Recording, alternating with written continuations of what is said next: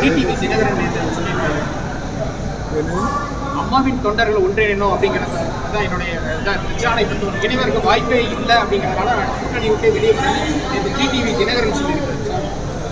அந்த கருத்தை பொறுத்தவரையிலும்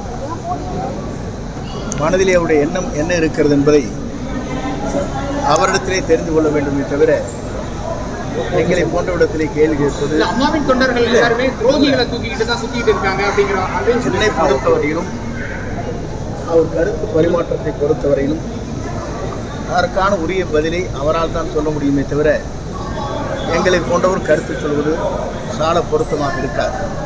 சார், அவரு துரோகம் தலைவிரித்தாடு